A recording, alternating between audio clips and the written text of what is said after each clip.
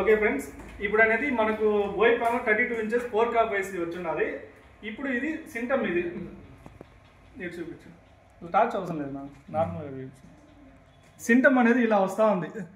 ఇప్పుడు దీనికి సొల్యూషన్ ఏమంటే వోల్టేజ్ వస్తున్నాయా లేదో మనం అనేది ఒకసారి చెక్ చేద్దాం.